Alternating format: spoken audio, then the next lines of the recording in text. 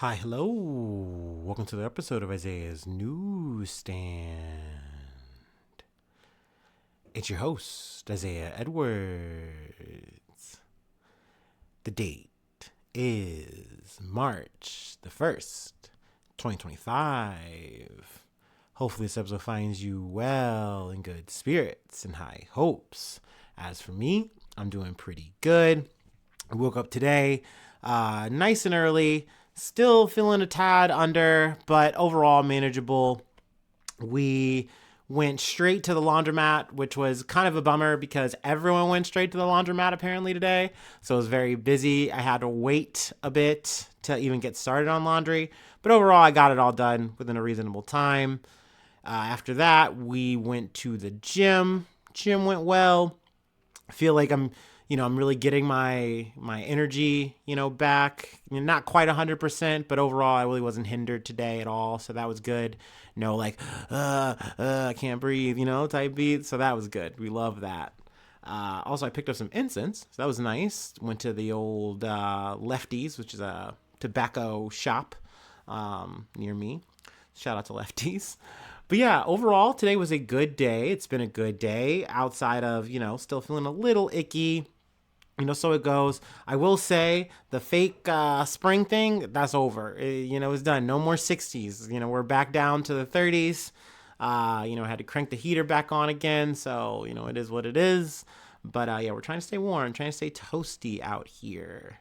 But yeah, so that's been my day. Like I had said in the last episode, food was pretty much the same as it was the other day. It was just beef and rice. Nothing crazy, nothing different. Expect more of that. Maybe with a few little pop-up changes here or there, or some old favorites here and there. So yeah, we'll see. Keep you posted on that, of course. The food corner. Do my best. But yeah, let's go ahead and let's do the roll call since it's the first of the month. It's the first of the month. Anyway, Newsies, mount up now. Starting off with Stephanie Renee, Edward Haas, Mama Bear. And, there's some others, little silent donators, but, yeah, thank you so much, y'all. I really do appreciate it. Any financial, that you give it does mean a lot. It's one of those things whenever I go and check it, I'm like, oh, look at that. It's a little bit more, every once in a while might pull it out to, either, I haven't really done anything to enrich the podcast yet with it, unfortunately, full disclosure. But, it definitely does help out sometimes. You know what I mean? Struggling amateur podcaster like myself. Anyway, but maybe one day, we start, racking up enough and, maybe we can get more equipment, do more things. That's the plan, right? That's the dream. Anyway, let's go ahead and do our startup and get into some news. Still not in the full mode yet, so we still got the lemonade on deck. I think this is actually my last lemonade. Sad, but we'll take some time to enjoy that. Get into some news.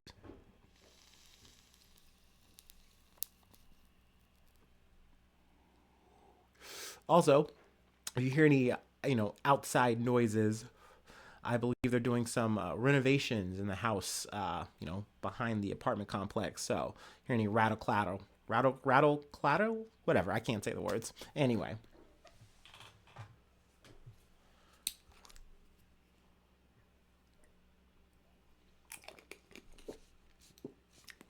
The real word I was looking for was clatter, not claddle. All right.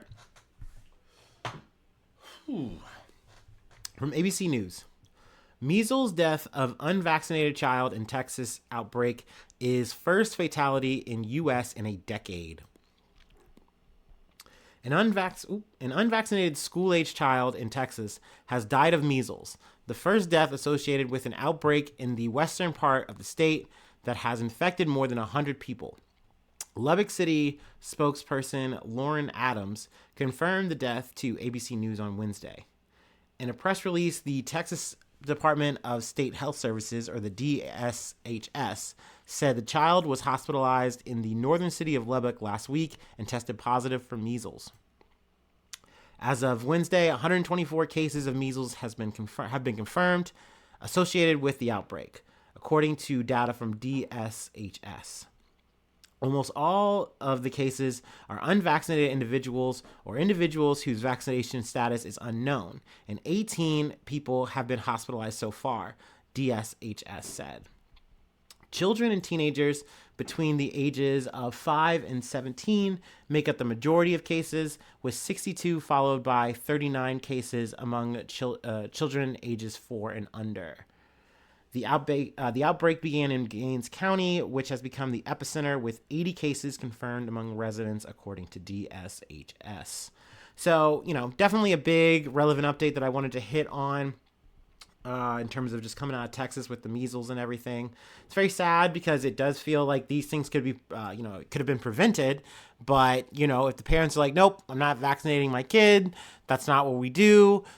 We're just going to take our chances, I guess. And I mean, this is sadly kind of just the outcome. At least it's a potential outcome that can happen and keep happening. And it's really crazy because this could all be, avoided. And not to mention, you're upping the chances of more people getting this by not being vaccinated, by being obstinate about it. During Wednesday's cabinet meeting, Health and Human Services Secretary Robert F. Kennedy Jr. responded to a question about the outbreak, saying the agency was following the cases in Texas. Kennedy appeared to downplay the outbreak, noting there have been 4 outbreaks so far this year compared to 16 last year. We're in February, so I feel like that's an important, asterisk to put there. However, the number of cases in Texas alone amounts to nearly half of the 285 cases confirmed in 2024. He says, it's not unusual. We have measles outbreaks every year, but not have someone die from them every year. Fucking goddamn it, dude. It's crazy. It's crazy that, these are the people who are in power and they're just kind of, they're going to try to shrug it off. Like, it's not that big a deal. It's fine. It's just another year. Just keep it moving. Don't worry about it. It's like, okay. And meanwhile, the people who are getting sick and seeing people getting sick, they're like, no, it's fine. This is okay. It's God's plan or whatever the fuck they tell themselves to get to the next day and not, take a literal shot that could totally prevent this. This is totally preventable. Because I feel like some people are going to do this thing where they act like, well, it's like any kind of thing, like COVID. No. You could literally just take 2 shots. And with those 2 doses, you are done. It's done. You don't have to worry about that shit. But here we are, not taking the 1 at all. So that is the climate that we are at as Americans. So I love that for us. We are just cooking ourselves alive, slowly but surely. Let's go ahead and move along. Got a decent amount to cover today. From CNN, a crypto mogul who invested millions into Trump coins is getting a reprieve on civil fraud charges. A businessman who pumped $75 million into the Trump family-backed crypto token finds himself in a fortunate position this week as federal securities regulators are hitting pause on their civil fraud case against him. On Wednesday, lawyers for the Security and Exchange Commission and Justin Sun, a 34-year-old Chinese crypto entrepreneur, asked a federal judge to put the agency's case on hold, citing the interests of both sides and the public's interests. Now, maybe some, longtime listeners will remember the name Justin Sun. He is the guy who bought, I believe, what was it, like the 75 million or whatever the numbers in this article. But the banana that was duct taped to a wall, he bought that, he ate it, then was like, oh, I'm going to make sure that the vendor who sold, the banana, he's going to get some money too. But essentially, he just did this whole stunt for, Bitcoin awareness or some fucking shit. Just lame fucking shit. But at the end of the day, a guy like Justin Sun has an agenda in everything he is doing. So it looks like more or less just filling up the Trump coffers with, Bitcoin money is paying off in more ways than one for Justin Sun. The pause is 180. Is a 180. Sorry, I hate that because I had to read it out there. I read it wrong. Anyway, the pause is a 180 for the SEC, America's top financial regulator, which 2 years ago charged Sun and his companies Tron, BitTorrent, and Rainberry with selling unregistered securities and fraudulently manipulating the price of the digital token Tronix. Sun and his companies sought to have the case dismissed. Sun is a polarizing figure within the world of crypto, in which he has become one of the most prominent investors in the World Liberty Financial crypto project, backed by the Trump family. Sun's $75 million purchase of world tokens, which he's touted in social media posts, could set the Trump family up eventually to collect tens of millions of dollars, as the family is entitled to 75% of the token's revenues. According to the company, Sun is also an official advisor to World Liberty, which lists President Donald Trump as its chief crypto advocate and his son Barron as its DeFi visionary. It's crazy to me too, because I've heard people tout like, oh, once again, Trump did not take a salary. He's so valiant. He doesn't need it. He's doing this strictly because he loves our country. Salute. Like, what are you talking about, dude? This man made so much money on the front end. He's going to make so much money on the fucking back end. He's always going to make money for being fucking president. What are you talking about? Not to mention, bullshit aside, he's made all this other money from just other bullshit things that he's done. And I don't mean, oh, being such a good businessman. I mean, probably fraud. I mean, probably scams. I mean, piles of bullshit that he's done to amass, bits of money here, bits of money there, blah, blah, blah, blah. Yeah, I was in real estate. Cool, man. That's not like... This isn't a guy who's doing this for the valor, for the love of country. No, he's doing it for his fucking self. He's doing it for his own little fucking personal empire. And it's working. So he gets to just loot America and we just get to clap. At least some of us will, I guess. Now, anyone in the country can essentially deposit money into a bank account of President of the USA with a couple of clicks, tweeted Anthony Scaramucci, former Trump White House communications director, after Trump launched a digital token known as a meme coin last month, the Trump coin. Every flavor, geopolitical, corporate, or personal, is now on sale, right out in the open. The SEC declined to comment. Neither the White House nor Sun responded to a request for comment. Now, you could make an aside that this was an inevitable thing, corruption or not, because of the fact that the SEC has completely changed now the Trump administration is in. They are not pursuing the same cases that they were under the Biden administration. So one way or another, a guy like Singh was probably going to get off the hook, not be really the big focus anymore. But that doesn't mean that he fucking should be. That doesn't mean that this doesn't show signs of fucking corruption. So, it's still something that pisses me the fuck off to fucking see. Not just with Trump, but also with Sun. Like, they both are literally just getting away with it, and their fucking piss streams just get to kind of cross, and they both just get to like make more and more money because of it. Let's see here. What else did I really want to pull from this? Scrolling ahead. $6.2 million. That was the banana purchase. I guess that's what I was looking for here. So yeah. That's all I really have to say about this shit. We can move on to a couple of protest things that I wanted to talk about. Took place this week from The Guardian. Protesters throng Iowa Capitol to decry bill to roll back trans protections. Amid a heavy presence and hundreds of vocal protesters, Iowa lawmakers on Thursday considered an unprecedented bill that would strip the state civil rights code of protections based on gender identity, a move opponents say could expose gender people to discrimination in numerous areas of life. Both the House and the Senate were expected to vote on the legislation on Thursday. The same day, the Georgia House backed away from removing gender protections from the state's hate crimes law, which was passed in 2020 after the death of Ahmaud Arbery. Iowa's bill, first introduced last week, raced through the legislative process despite opposition from LGBTQ plus advocates who rallied at the Capitol on Monday and Tuesday. On Thursday, opponents of the bill filed into the Capitol Rotunda with signs and rainbow flags to rally before, during, and after a 90-minute public hearing, shouting, "No hate in our state." There was a heavy police presence with state troopers stationed around the rotunda and hearing room. Of the 167 people who signed up to testify at the public hearing before the House committee, all but 24 opposed the bill. Each time a person who had spoken opened the hearing room door to leave, the roar of protesters outside filled the room, forcing repeated pauses. Scrolling ahead. In Iowa, gender identity was added to the Civil Rights Code in 2007 when Democrats controlled the legislature.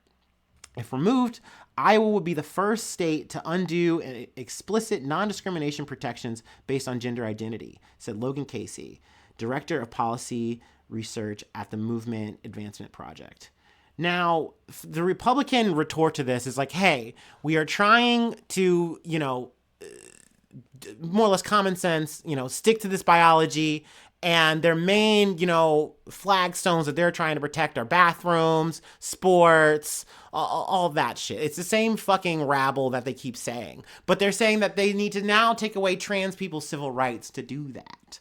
And it's like, that doesn't make any sense. It doesn't make any sense to me at all. It defies imagination, but they are going to try to go ahead and push it through no matter what.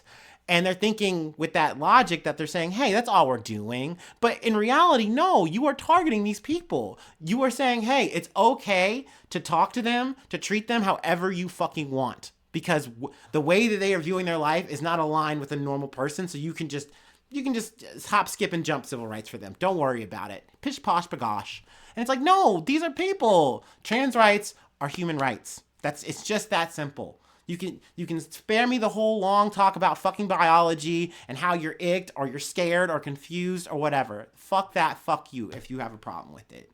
Like, that's weird fucking behavior. It's crazy we're in 2025 trying to go backwards in time, dude.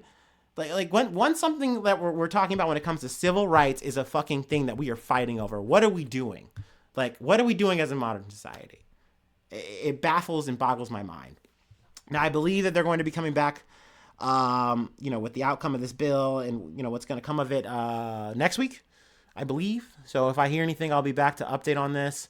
I'm happy to see so many people come out and really, fight for, themselves, their family, their friends, whether or not you're connected to this at all. Like, you just understand that this is a civil rights issue and it shouldn't be taken away from another person. So I think it's very valiant. I think it's very brave to fucking do. So I applaud that. Let's move on, though, to another protest from The Guardian. Students chant support for Palestinians at Bernard College protest in New York. Several dozen anti-war student protests gathered outside Columbia University and Bernard College in New York on Thursday to protest against the expulsion of two students who interrupted a class on Israel last month. Wearing keffiyehs in solidarity with Palestinians, students chanted a series of anti-war slogans amid a heavy New York Police Department, NYPD, presence outside the sister schools where only students and faculty with IDs are allowed in. Let's see here. Free Palestine, they yelled as some held up handwritten signs that read "No more Zionist occupation" and "Reinstate our students now."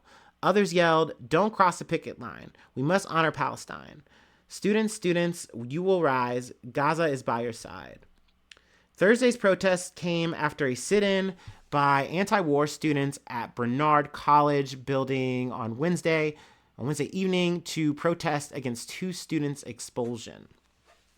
Tensions across Columbia and Bernard have been simmering and periodically erupting since last spring's anti-war campus protests when students demanded that American universities divest from Israel. So we've talked about those a few times last year at least. So, everything that kind of took place post, October 7th, 2023. And, we kind of really started seeing that in America on the campuses and then seeing the reaction to it. And I mean, that's still an ongoing thing. I've heard as much as like trying to say, oh, if you're being pro-Palestine, you're pretty much a terrorist. Like, that's kind of how they're trying to knock this shit up. Let's see here. Tensions across the two New York institutions were recently revived following Bernard's decision to expel two students after they interrupted a class on January 21st. The class, A History of Modern Israel, was taught by Professor Avi Shilon, a lecturer with Columbia's University's Institute for Israel and Jewish Studies.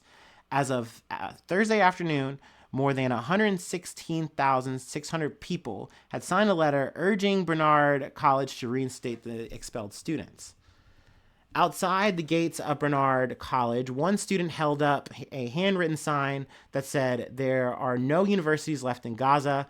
Over the last 16 months, Israel has destroyed every university in Gaza, in addition to killing at least 5,800 students, 261 teachers, and 95 university professors," according to an April 2024 report from the UN, which has condemned Israel's actions as scholasticide, which I've not heard that word before.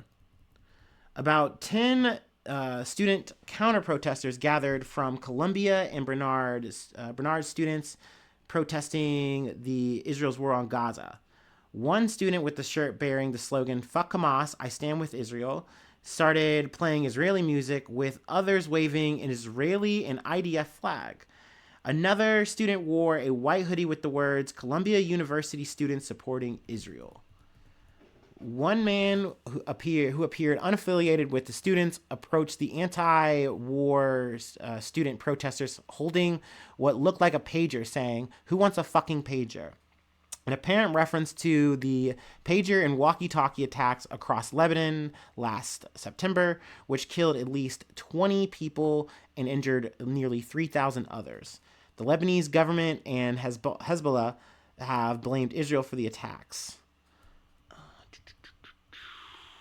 I'm going to scroll ahead a bit here. In addition to reinstating the students, protesters seek amnesty for all students punished for pro-Palestinian actions, a meeting with campus leaders, and the abolition of the corrupt Bernard disciplinary process. At the end of their demonstration, the students marched to join up with a separate protest against the New York Governor Kathy Hochul, who on Wednesday ordered the publicly funded City University of New York to immediately remove a job posting advertising a Palestinian studies professor role at the State of University Systems Hunter College. So a lot of activity on this subject, in New York going on. So I wanted to at least, cover some highlights there. So yeah, we're going to close out with one more thing out of New York. And we have a new challenger is throwing himself into the ring. I say new, but really he's old. We've talked about him before and not in a good light. So yeah, get ready for that. Let's go ahead and take our last break, and we'll talk about this Italian stallion.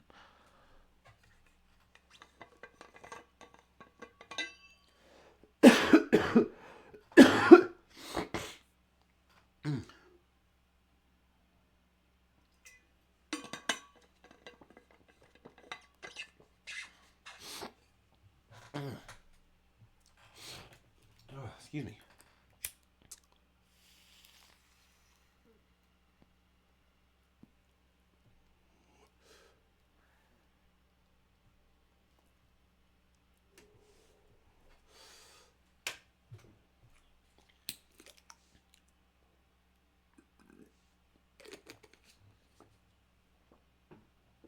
All right. Our last story comes from NBC News. Former New York Governor Andrew Cuomo launches New York City mayoral campaign. He's back. Former New York Governor Andrew Cuomo, a Democrat, announced Saturday that he's running to be the next mayor of New York City. Cuomo had been teasing a campaign launch for weeks and is now jumping back into politics just 4 years after he resigned from the governorship following multiple sexual harassment allegations. We know that the first step towards excuse me, I'm sorry.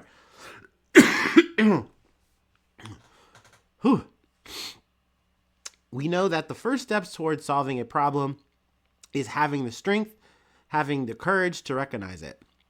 And we know that today, our New York City is in trouble, Cuomo said in a nearly 18-minute campaign launch video posted on X. But New Yorkers know the simple answer of what to do when there's a crisis in leadership. You lead, you act, you do, the former governor added. He also ran through a list of accomplishments from his time as governor, telling viewers, "We didn't do these things because they were easy. They weren't. They were hard, but they were necessary.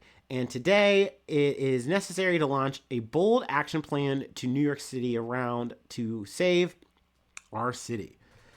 Cuomo's campaign launch comes as Mayor Eric Adams, also a Democrat, has been embroiled in scandal for months following a federal indictment on corruption charges. So, I mean, it looks like Cuomo is trying to kind of exploit the situation with Adams being corrupt and now being more or less strung up by the Trump administration to get out of jail. So it's like, oh, clearly this guy is worse than me, right? Right, guys? So like, don't you want me back? I know I wasn't perfect. I made mistakes. Sure, I might have fucked up some COVID. Maybe I left some like, elderly people in like, I don't know, bags or something. It's water under the bridge. Whatever. Let's forget about it. Let's move on. Let's get better. And, we can get rid of that Eric Adams, that bad apple. Like, it's like, bro, you serious? Like, bro, this is worse than a mid-off. Like, you guys are both terrible for New York City. There's no way. Now, I wish I could tell y'all, like, out of the people in the scrum in the running for New York mayor, which is going to take place, I believe the primary is June 24th. I wish I could tell you who's good, who's bad, who's otherwise. I don't really know yet. Maybe I should, being this part of, what I try to do every day. But, there's a lot of things going on in the world. A handful of other Democratic candidates, including Comptroller Brad Lander, former Comptroller Scott Stringer, State Assembly Member Zoran Madani, and State Senators Jessica Ramos and Zelnor Myrie are also running ahead. Of the June 24th primary, challenging Adams' path to a second term. And I imagine there's a slew of Republicans trying to get in there too. So yeah, I mean, they go through, some of his background in terms of Cuomo and all that shit. I'll say those details for you if you want to look it up, but I just really wanted to mention that he is back and he is going to try to go for it. I hope he does not win. Boo that man, boo Eric Adams. I wish I could send them both to Tomato Town and we would never have to worry about them again. Not that anything bad happens at Tomato Town, we don't need to go into details about what happens there, but they're just not here in my hypothetical world where I am, the leader, mayor of Tomato Town, but whatever. It's neither here nor there. Don't worry about it. Anyway, that's the episode. If you would like to help out, support the effort, become a newsie, get on the next roll call, patreon.com/Isaiah News. Become a newsie today. Free ways to hit me up, IsaiahNews1@gmail.com. Feel free to follow me or the podcast on any of the socials. Hopefully you're following on the YouTube or you're following on TikTok or Spotify. Leave a like, leave a cool comment. If it's Spotify or it's Apple, 5 stars. It's a good rating. We love to see those. Thank you so much. So yeah, thanks so much for tuning in. Thanks so much for being a friend. And hopefully I see you soon for some more good news. I love ya. Bye-bye. Mwah.